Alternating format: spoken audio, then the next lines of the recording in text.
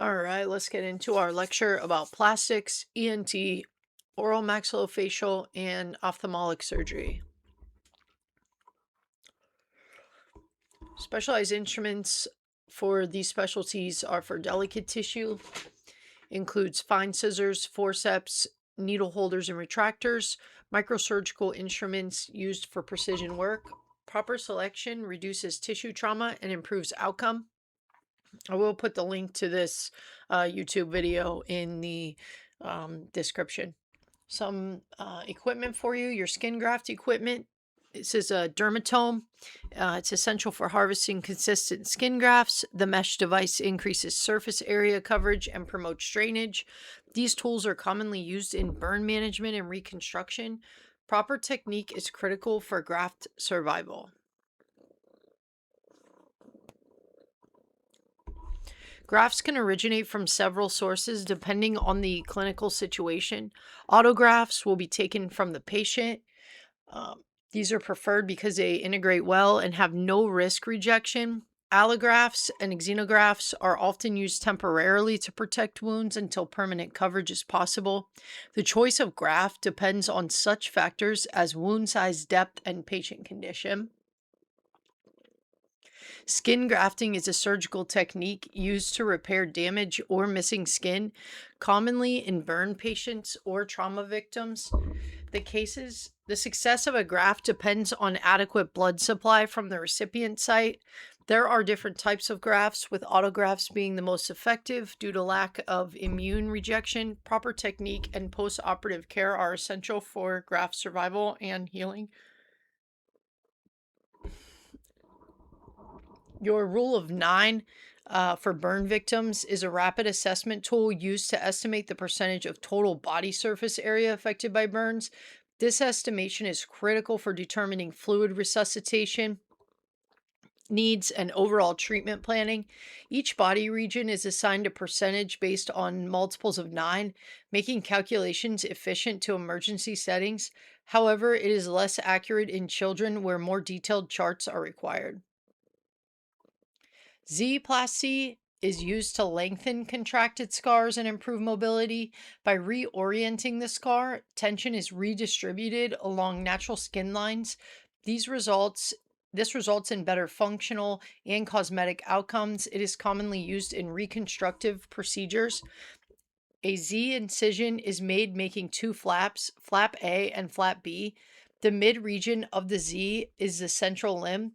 Flap A and flap B are then flipped with each other and sutured into place. The face is composed of complex structures, including bones, muscles, nerves, and blood vessels that work together to allow expression, sensation, and function. The facial nerve controls motor movement, while the trigeminal nerve provides sensation.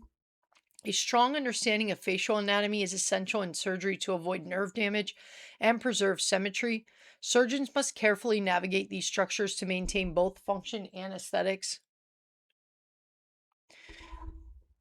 Blepharoplasty improves both vision and cosmetic appearance. It is commonly performed for age-related changes.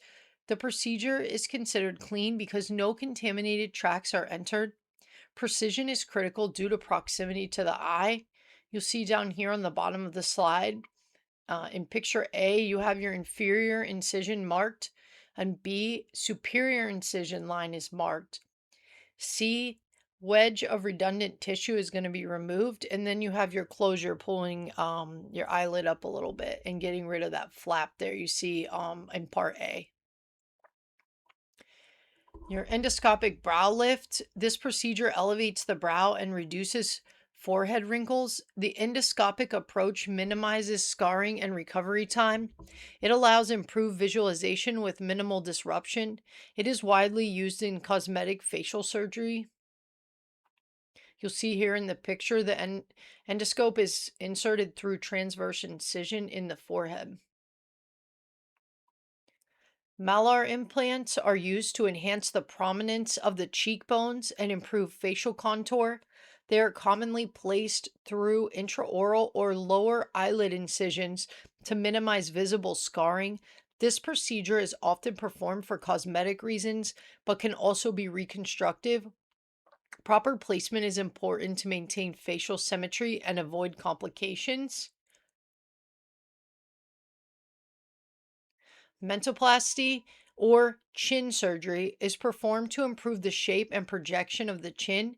It can involve implants or repositioning of the bone to achieve better facial balance.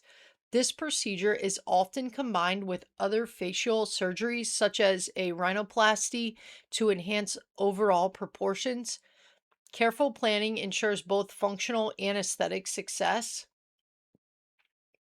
You'll see on all of the slides, I have the definition of the name of the procedure, what it can involve for equipment, what its purpose is, your incision, your position on this one is supine under general anesthesia, and the classification is going to be clean. And again, it's often combined with rhinoplasty for facial harmony. Autoplasty is a surgical correction of ear deformities. It involves reshaping or repositioning the ears. It pins them back. It's kind of like it's called ear pinning. It's common in pediatric patients. Your incisions are behind the ear. Supine or lateral position. It's a clean case. The goal is to improve symmetry and aesthetic appearance. The surgery involves reshaping the cartilage to achieve a more natural appearance. Rhinoplasty, surgical reshaping of the nasal bone and cartilage. It may be performed for cosmetic or functional reasons. Because it involves the nasal cavity, it is classified as clean contaminated. Careful technique is required to maintain airway function. It is one of the most common facial procedures. Right side ectomy, also known as your facelift, it's a surgical procedure to reduce facial wrinkles and sagging skin. It involves tightening underlying tissues and removing excess skin to create a smoother appearance. The procedure can significantly improve facial contours and patient confidence. Recovery time varies depending on the extent of the surgery.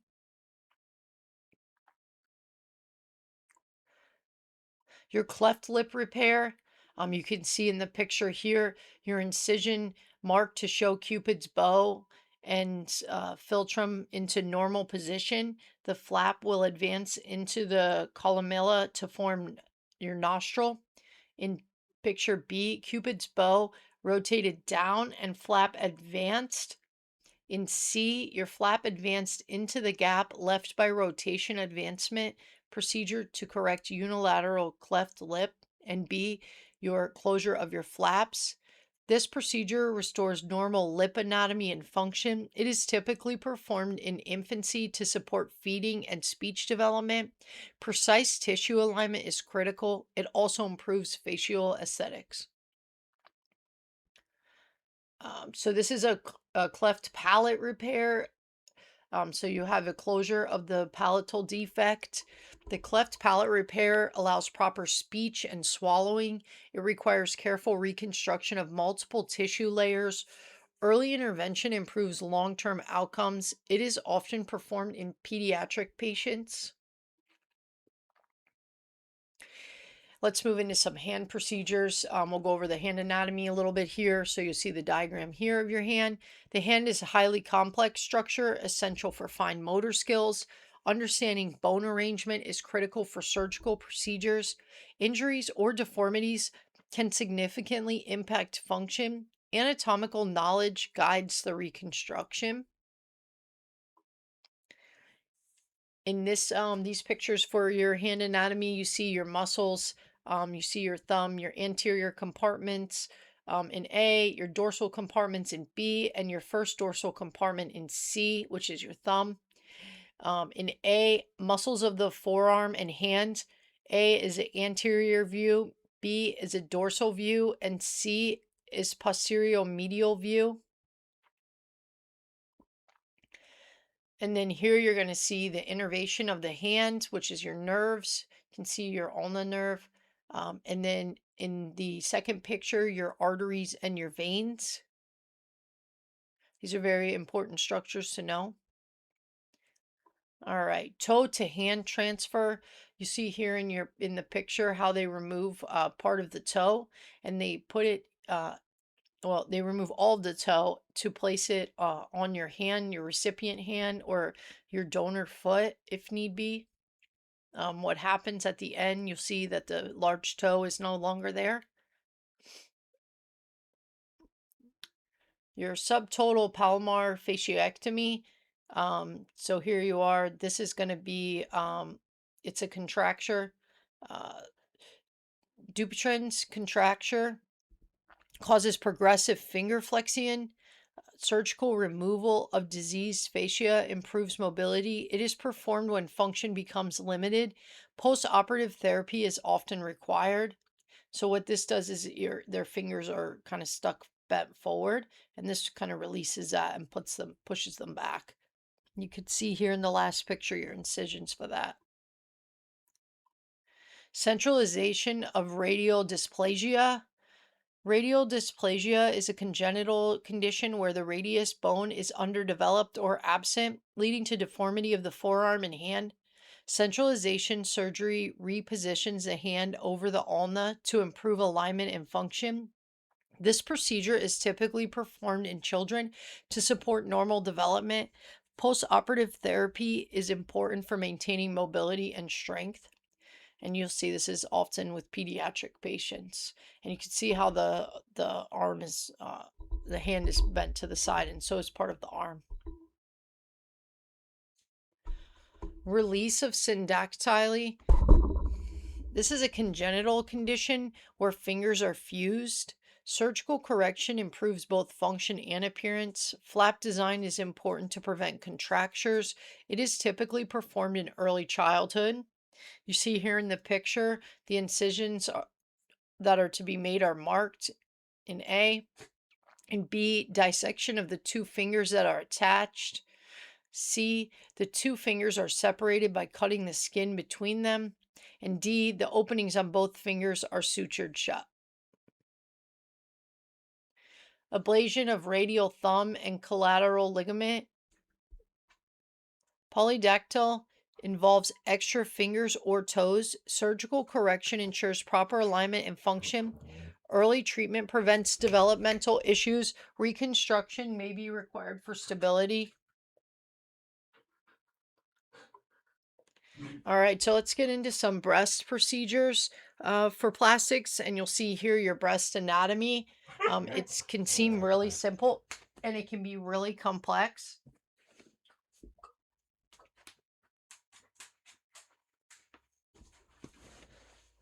The breast is composed of glandular, fatty, and connective tissues that function primarily in lactation.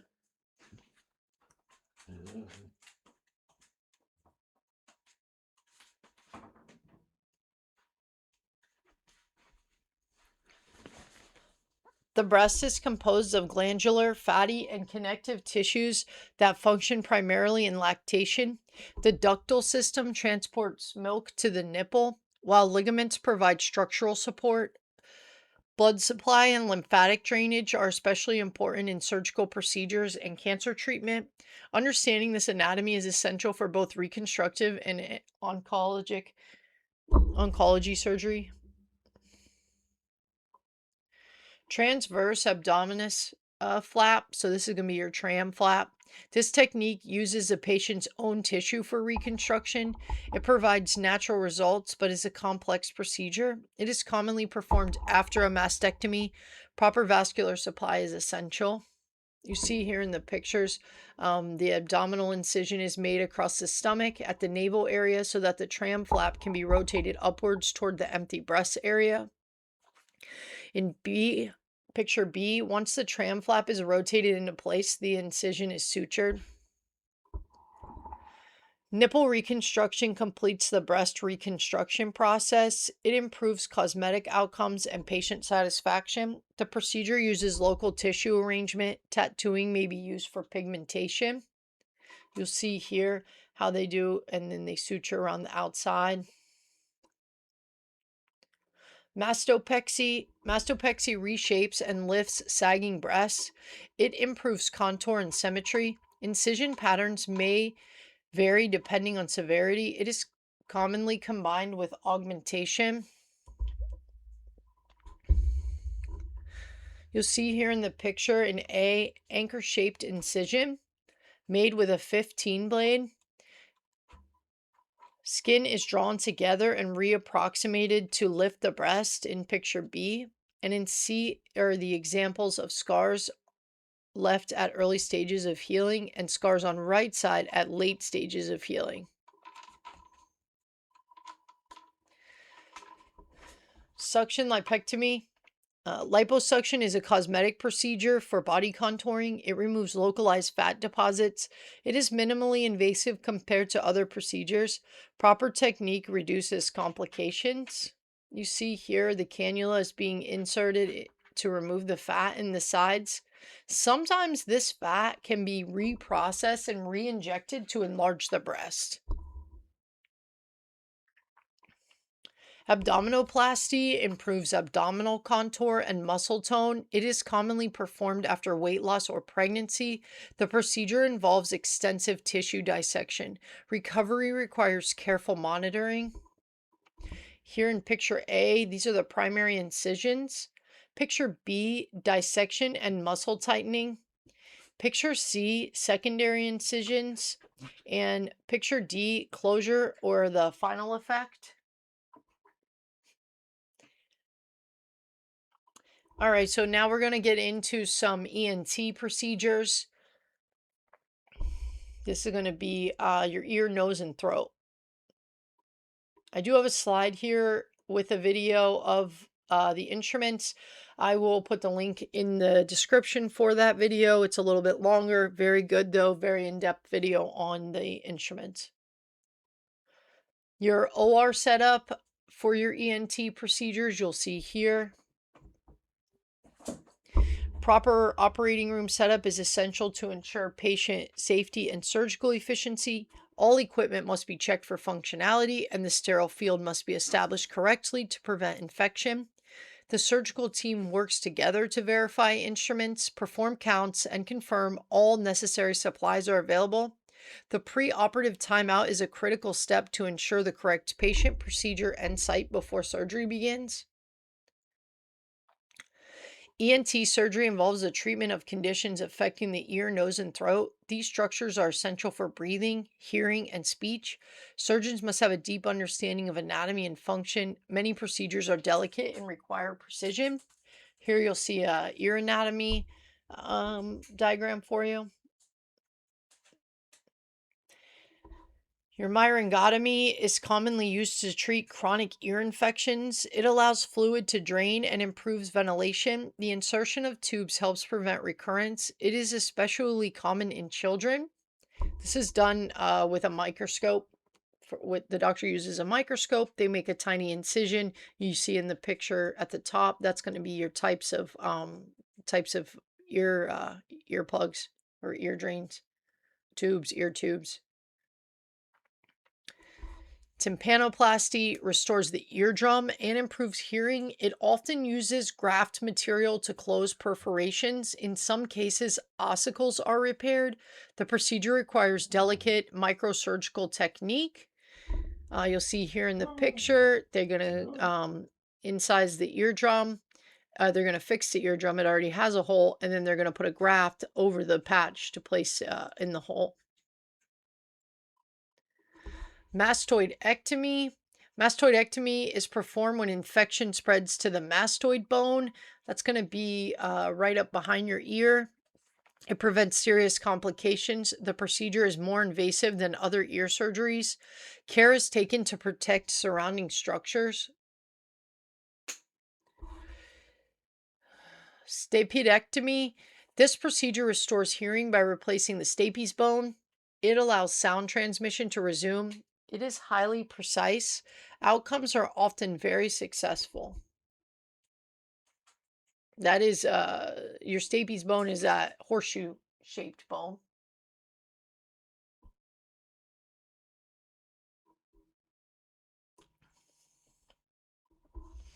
Cochlear implants help patients with severe hearing loss. They bypass damaged structures and stimulate the auditory nerve. Surgery is followed by device programming. It significantly improves quality of life. You see here at the top, that's a picture of the cochlear implant. And then in the bottom picture, you see where it's placed kind of up around the ear. The large circle piece, you see the black piece that's placed a little further back on the base of the head.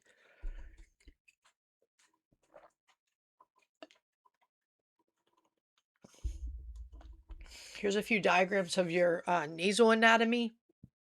The nasal cavity plays a vital role in breathing and filtering air. It is highly vascular, increasing surgical risk. The sinuses are connected spaces that can become infected. Understanding this anatomy is essential for ENT procedures. Submucous resection is performed to correct structural deviations of the nasal septum that interfere with normal airflow. The procedure removes portions of the cartilage and bone while preserving the mucosal lining to maintain nasal function. It is often performed in conjunction with other nasal procedures, such as septoplasty. Proper technique is important to avoid complications such as septal perforation. You see here in the diagram, and then at the bottom you see some pictures of some submucous resections. Septoplasty straightens the nasal septum to improve breathing. It is commonly combined with other procedures. Recovery is typically straightforward. It greatly improves patient comfort.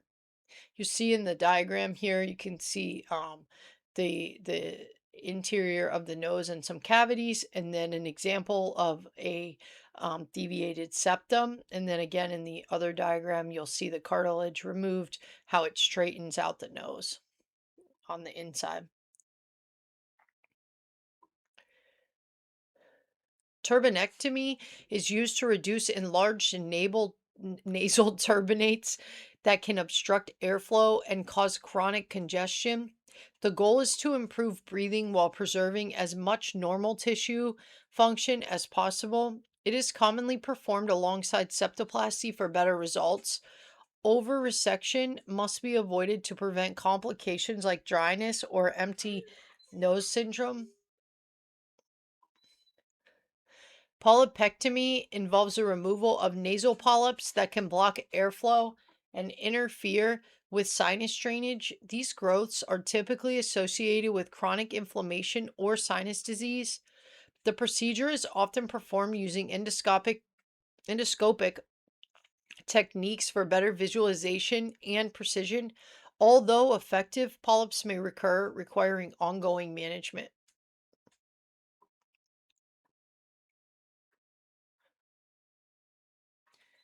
Your atresia repair corrects a congenital blockage of the nasal airway, which can severely affect breathing in newborns. The procedure creates an open passage between the nasal cavity and nasopharynx. In many cases, stents are placed temporarily to maintain airway patency during healing. Early surgical intervention is critical to ensure adequate respiration and development. Your FES. FES is a minimally invasive procedure to treat sinus disease. It uses an endoscope for visualization. It improves airflow and drainage. It is widely used today. You can see in here the balloon sinuplasty going in here, excess mucus and sinus infection. They just put the scope up through. This is going to be clean, contaminated, supine position. Your Caldwell-Luke procedure provides direct access to the maxillary sinus through an incision in the upper gum. It is typically used to remove chronic infections, cysts, or tumors when less invasive methods are not sufficient. This approach allows thorough visualization and clearance of diseased tissue. However, it is less commonly used today due to the rise of endoscopic sinus surgery. Your TNA, your tonsillectomy, and adenoidectomy, these are typically performed together. This procedure is more common in children or teenagers. It reduces infections and improves breathing. Airway management is critical. Postoperative bleeding is a concern. Per your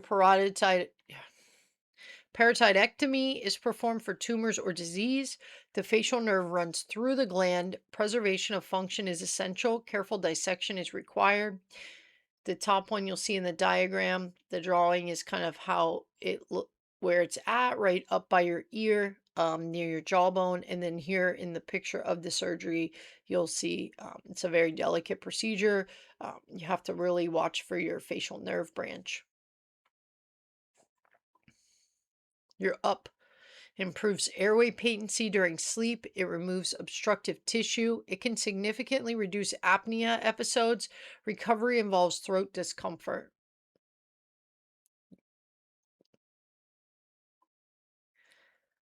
Uh, So here's some anatomy of your airway, your larynx, your repair of a tympanic membrane.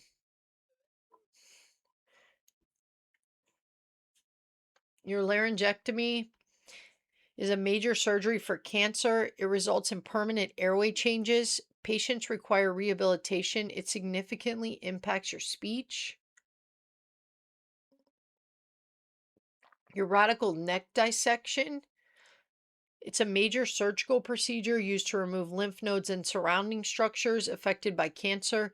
It is typically performed in advanced head and neck malignancies to control regional spread. Surgeons must carefully balance complete tumor removal with preservation of function when possible. This procedure can significantly impact the patient's appearance and mobility.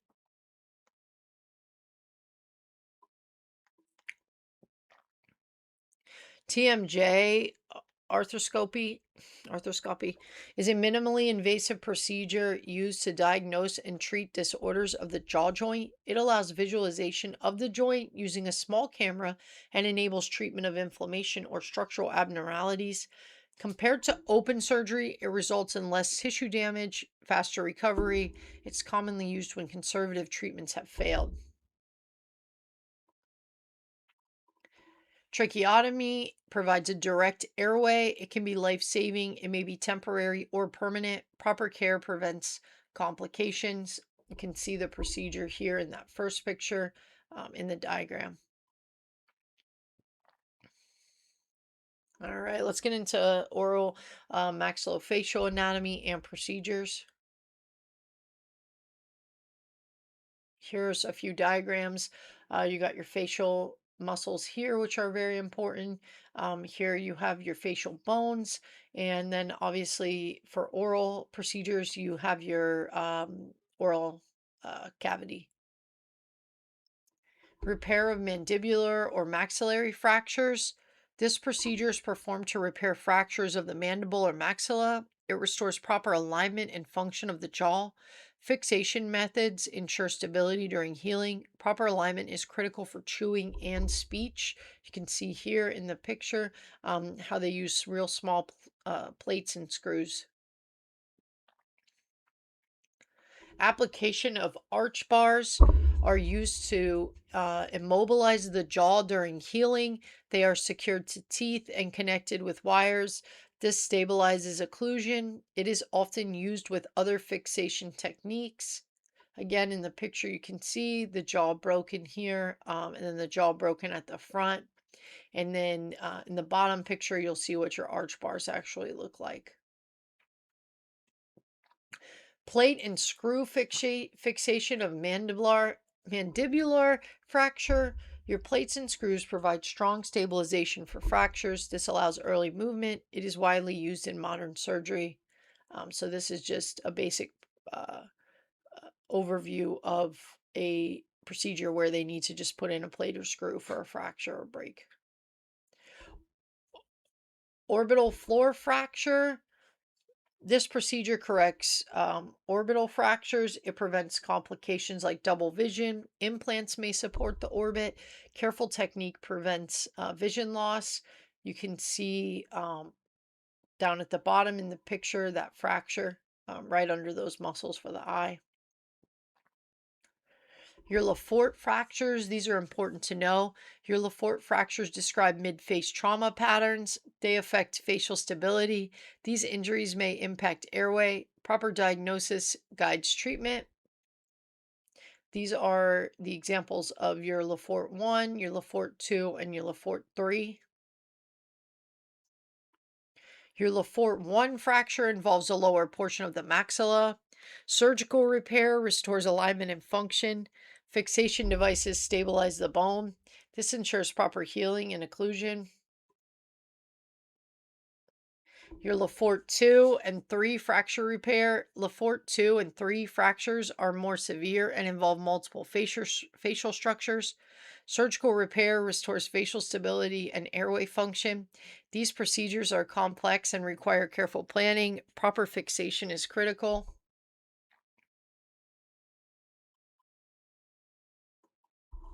So this is a procedure to correct jaw deformities.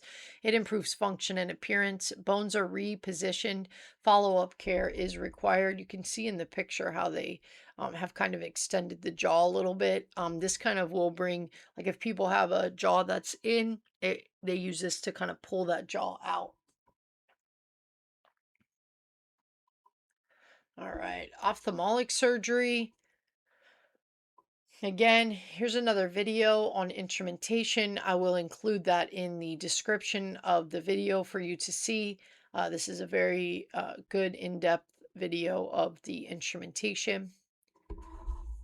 The eye is a highly specialized sensory organ responsible for vision. It is composed of multiple layers and structures that work together to capture and process light. The cornea and lens focus light into the retina, where photoreceptors convert it into neural signals. These signals are then transmitted to the brain via the optic nerve, allowing us to interpret visual information. A chalcyon is a blocked gland causing swelling. It's kind of like a sty on your eye. Surgery removes it if persistent. It is quickly and minimally invasive. Healing is rapid. Entropion causes eyelashes to irritate the eye. Surgery corrects eyelid position. It prevents corneal damage. It improves comfort. This diagram here shows you the whole procedure, the incision and everything, and then the closure. Iridectomy treats glaucoma. It improves fluid flow. This reduces pressure in the eye and it protects your vision. Strabismus correction. This surgery corrects eye misalignment. It improves binocular vision. Muscles are adjusted, common in children. Again, you'll see here the correction is shown in the diagrams as well as the suturing. Sclerobuccal surgery treats retinal detachment. The band supports the retina against the eye wall. This helps reattachment. It can preserve or restore vision. DCR restores tear drainage from the eye into the nasal cavity. It prevents chronic tearing and infection. The procedure creates a new passageway. It improves patient comfort.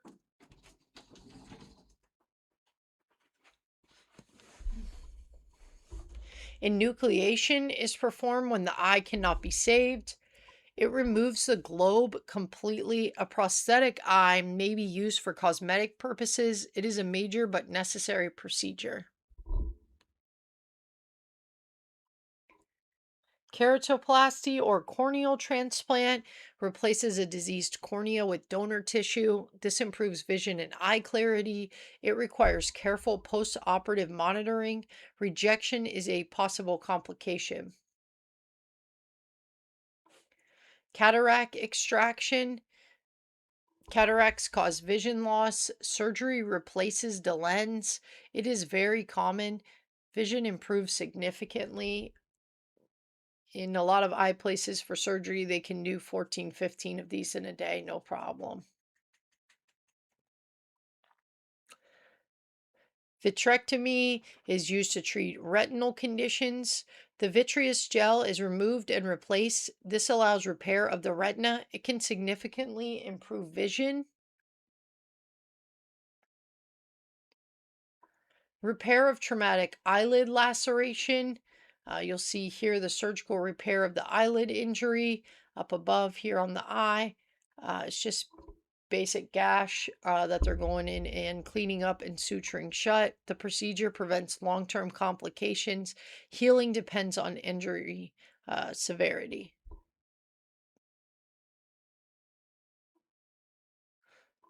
That concludes our procedures. I'll go back and uh, show you again. You'll want to go to these instrument videos and click on those. Look through the anatomy on this slideshow. It's important to know your cranial nerves for these types of specialties in these procedures. And again, um, go back, watch. There's another video here. You also, skin grafts are extremely important information to know.